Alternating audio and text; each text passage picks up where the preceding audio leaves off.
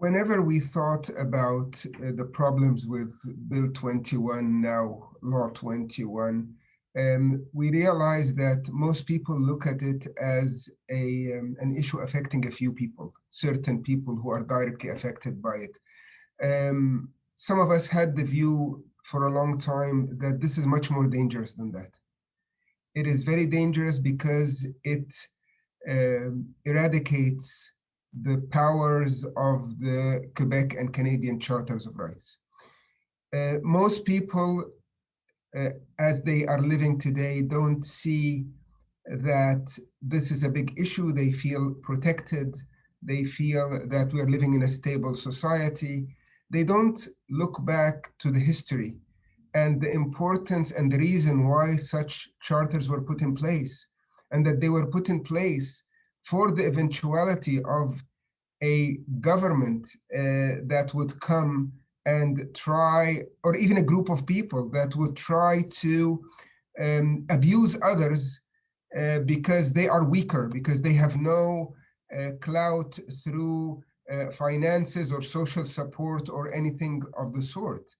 So people, when we're living in a relaxed environment, we don't think that danger is so close. And danger for people who have lived in unfair, unjust societies. I'm not saying that the Canadian society is perfect, but it's much better than many other societies around the world. Those of us who witnessed or interacted with those societies understand how important it is to have something like a Charter of Right, and having it as a sacred, I mean, really sacred in comparison to how religious people believe in their sacred texts. It has to be very much protected and stable, so that when the need comes, it is there to protect. The Quebec and Canadian Charter of Rights both have quite a strong protection for those of us who are different. And you know what? We're all different in one way or the other. We're all a minority in one way or the other. Every individual among us, even those who believe that they belong to the stable majority, are minority in one way or another.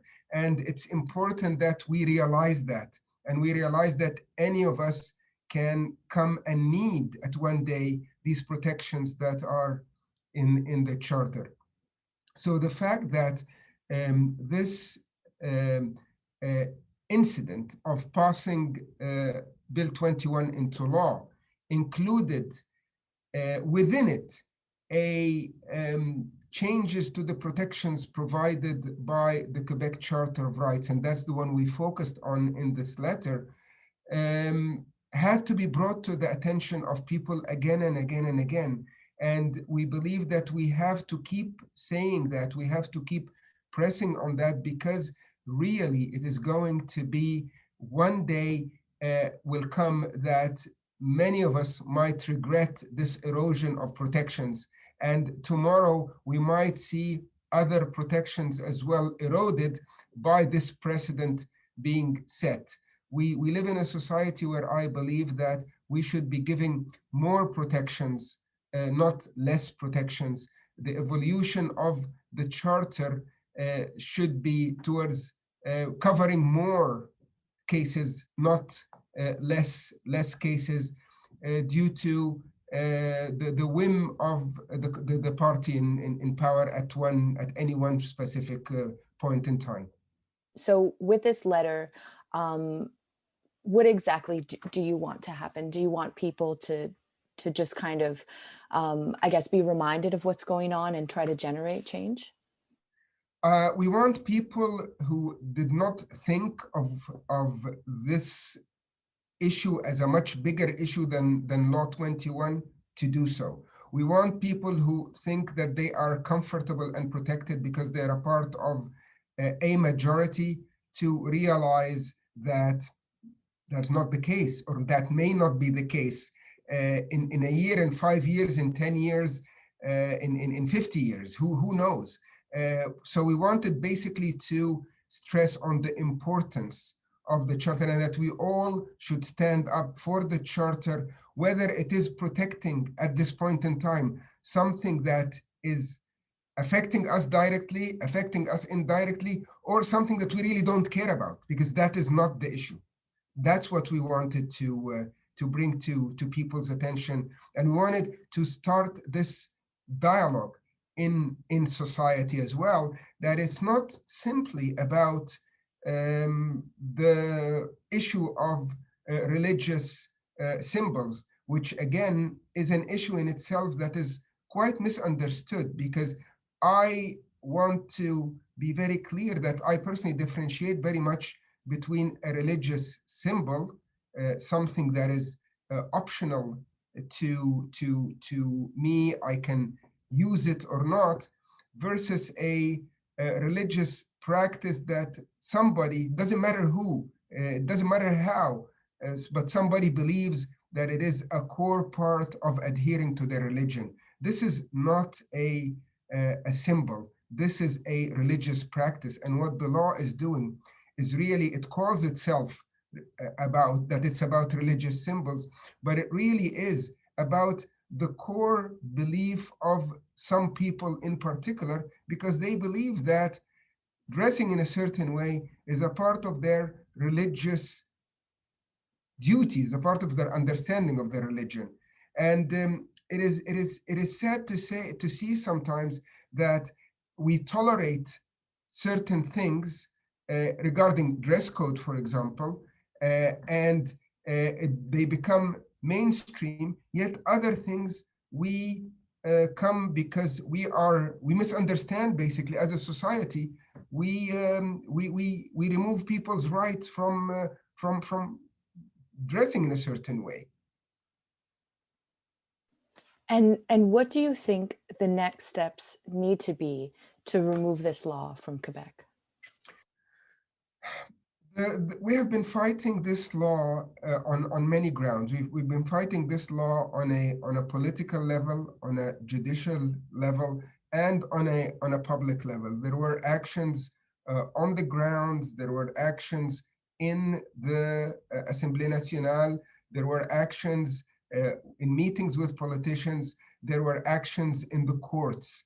At this stage, at this point in time, we are awaiting the results of the court cases. There were 3 court cases against the law that were combined into one large case, and it has been heard late last year. And we are waiting for the judgment by the court, hopefully any time now, basically.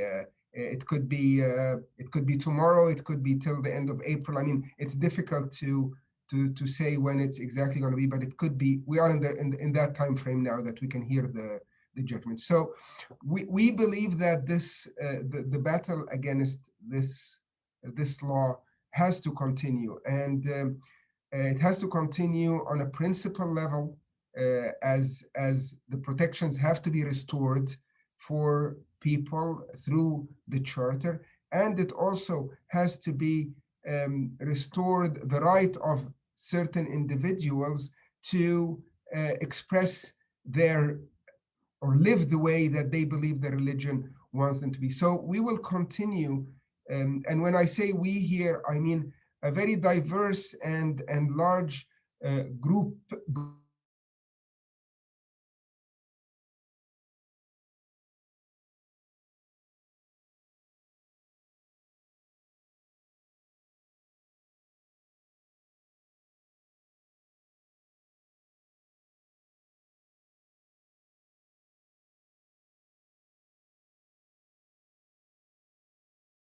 before this law was passed. I'm so sorry. It lagged for a little bit, and I just lost you, I think, for the last 20 seconds. I lost you around when you were saying a very diverse group.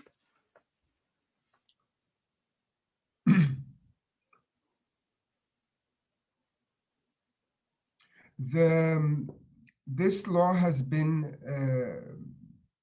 fought against by many groups, many individuals, who are very diverse, and to some of them, the core issue is to remove the law itself and remove restrictions on the religious dress.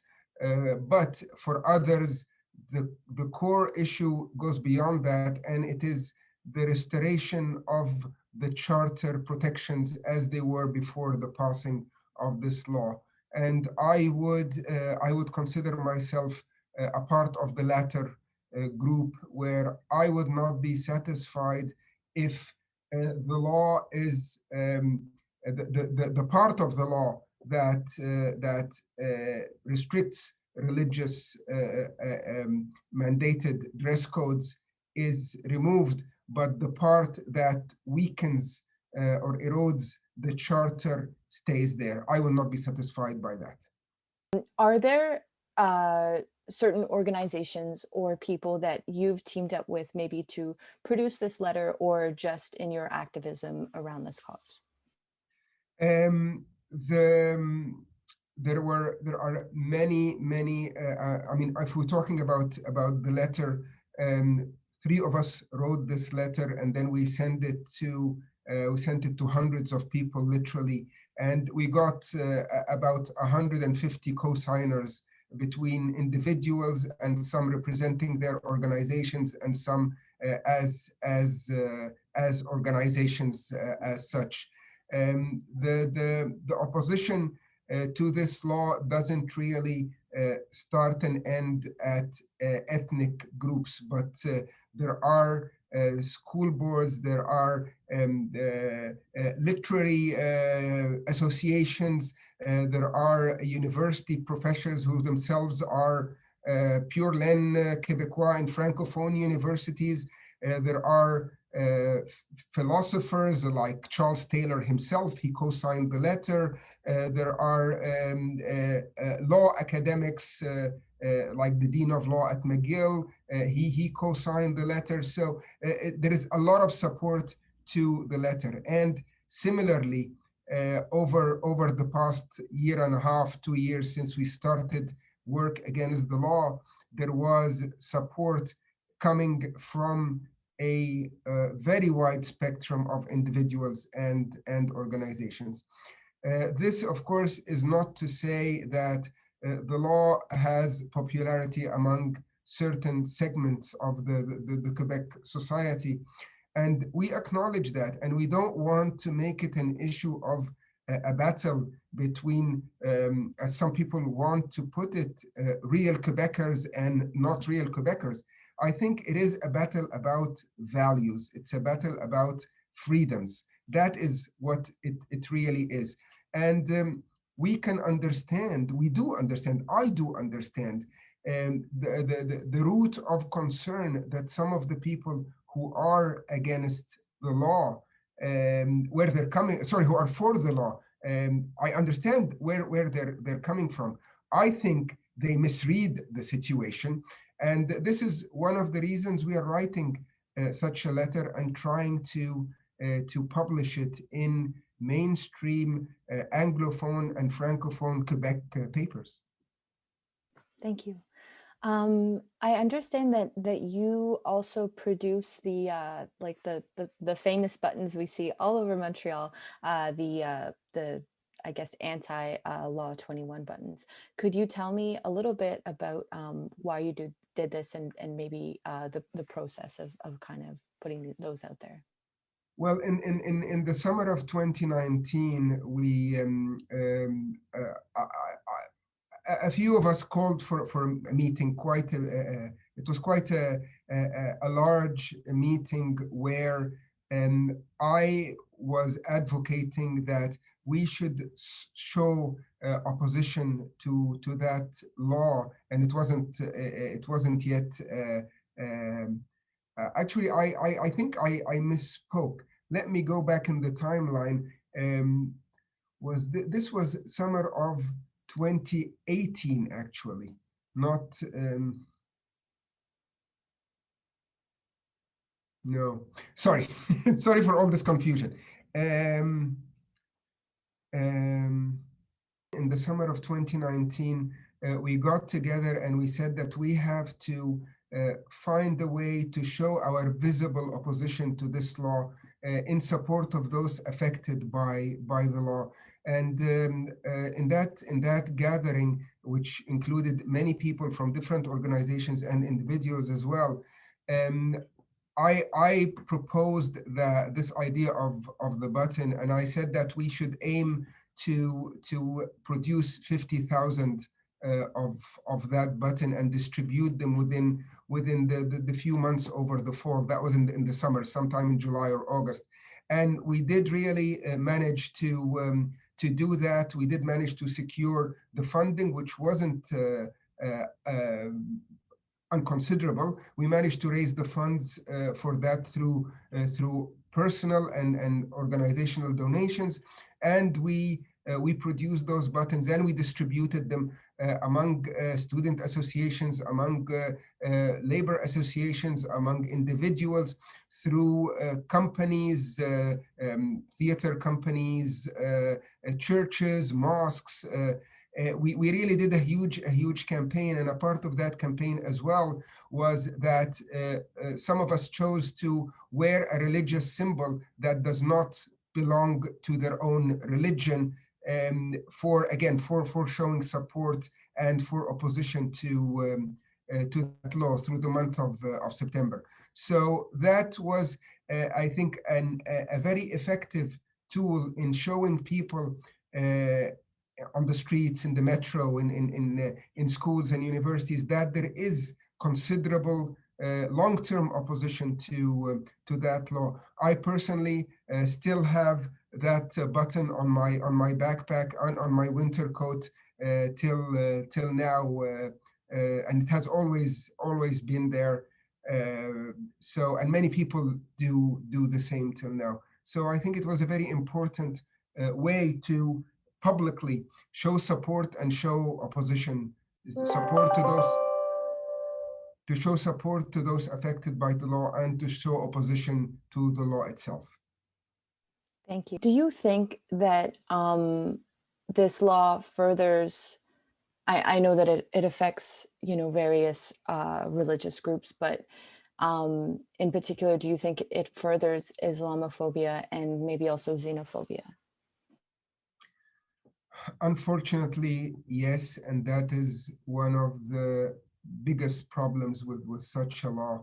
When we are living in an environment where we know Islamophobia exists, among many other forms of discrimination and racism, and when we are living under a government that refuses to acknowledge that there is systemic discrimination in the Quebec society, we are having already a huge problem on our hands. And then when a law is out there targeting religious practices of some people, and surely targeting religious practices of some religions more than others, it empowers and emboldens people who have sickness in their heart and who are really discriminatory, racist by their upbringing, by their experiences, whatever it is. It emboldens them to take stronger positions and more public positions, and that is what we have seen, and that is another byproduct of passing such a law and having it in society, making some people feel there are lesser Quebecers and there are more Quebecers, and with such a conviction, such a belief coming from the highest levels of government, we cannot deny the negative effect of the law, and we cannot deny the existence of systemic discrimination. For what is systemic more than something that is passed by a law from the Assemblée Nationale of the province? Thank you. And do you say that this law in preventing people from, dressing how they want and participating fully in their religion how they want. Does it, I guess, remove part of people's identity and making them, be who they are? That's a little bit of a messy question I asked. I know, I understand. I totally understand. I got your question. Um, I believe that people feel that if they felt one day, especially first and second generation immigrants, if they felt one day that they did not belong with the existence of such a law, they surely feel that now it is documented, that now it is written down in black and white. And that is not at all a way to build a healthy society. That is not at all the way to build a healthy society. It is a huge problem that people would find in the laws of the place they live in something which targets them in particular, not because a crime they made, not because they don't contribute to society, not because they contribute negatively to society, but just because they believe in something. This is this is a way to build an unhealthy society, unfortunately, and it really has nothing to do, in my mind, with being all equal or all similar. We will never be all similar. We should be all equal in our rights, no matter what we want to do with our rights, as long as we are not harming society or harming other human beings. And this is where this law takes us, unfortunately, to a very bad place.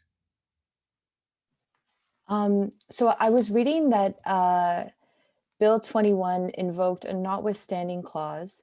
So this shields it, things you already know, of course, shields it from charter challenges on religious and freedom grounds for 5 years. So, hopefully not, but if this law is not removed within 5 years, when this time is over, do you have any maybe plans in mind of what you would like to do with people who you're involved in to ensure that it's not renewed again? This is the political side of the struggle, and the political side of the struggle is very important. Unfortunately, if the CAC government is still in power, they will just renew the notwithstanding clause for another 5 years, and thus the law will continue to be shielded from the Canadian Charter of Rights. As for the Quebec Charter of Rights, it has not been. It's not a matter of how long it's shielded from it. It is shielded from it by the law itself, not for a certain period of time. So we are hoping that another government, another ruling party would be in the National Assembly at the time when those 5 years lapse, and at the minimum, they would not re-vote the notwithstanding clause to shield this law from the Canadian Charter of Rights, and thus it would be a matter much simpler for the courts to rule that it's unconstitutional and that it has to be cancelled. Thank you. And are you in any way in conversation with the government or their lawyers or anything like that? I am personally not involved in the legal aspect of the challenge. I work with others who are involved with the legal challenge, but I personally am not. As for the government, as politicians, the government has been very closed to hearing the other point of view. They're very much set in their ways. This could be easily demonstrated by the hearings that they had about the law before it was passed, in the few weeks before it was passed, the hearings in the National Assembly, which were in a way like a basically an act. There was no sincere attention paid to what the witnesses or the experts came to say in the National Assembly. And they actually, even if you look at those who were invited to give testimony during those hearings, you would realize that there was very little representation from the groups most affected by the law. No, not with the government. And I guess, although I'm not implicated in or not involved in the legal challenges, I don't think that as long as the matter, or as soon as the matter becomes something that is being heard in the courts, that there could be side discussions after that. So the political discussions have not been happening with the CAC from the beginning anyway. Is there anything that I didn't ask that you think is important for me to know? I think we covered everything. I just want to stress regarding the article and regarding the focus that was in the article, it was more about the Quebec Charter. We did not tackle the Canadian Charter issue, because it's an article written for Quebecois, with Quebecois in mind. So, and the Canadian Charter and the Quebec Charter are two different structures.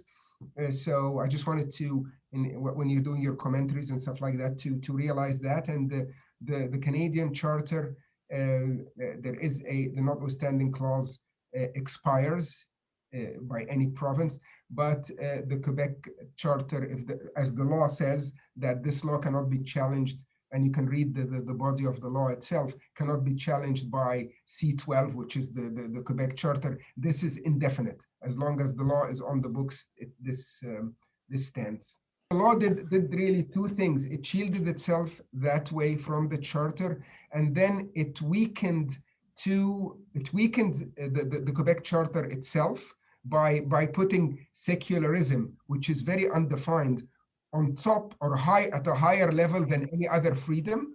And the problem here is not the idea of secularism or laïcité, as they prefer to use the French word, but it is that laïcité is not well defined. It can be interpreted in different ways. So that makes the Charter very weak, in my opinion. And then it went also and made many changes to another law, which is the law about religious freedoms. It made many changes in that law as well to ensure that Law 21 cannot be challenged by the law on religious freedoms. Okay. Complicated legal game that was played there. Yeah, that's a bit confusing to wrap your head around, but it's important to know and keep in mind. So when you mention the Canadian Charter, I'm not the best at this kind of terminology, but I definitely will be in the video. But it's shielding it, I guess, from the part of the Canadian Charter that mentions religious freedoms. Is that right? Yes, exactly. Okay. Perfect. It mentions specific sections of the Canadian Charter where it shields the Law 21 from.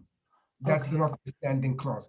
And the problem is, and that's a part of the lawsuits that are challenging the law, the problem is that even the notwithstanding clause cannot shield a provincial law from all the Canadian Charter. There are items in the Canadian Charter which cannot be suppressed by a notwithstanding clause. One of those parts is the equality between men and women. So you cannot pass a law in a province that says that women are better than men and use the notwithstanding clause to shield that law from the Canadian Charter. So some items in the Canadian Charter are uber powerful that you cannot shield them by the notwithstanding clause. But the other items like language or religion, you can suppress by a notwithstanding clause.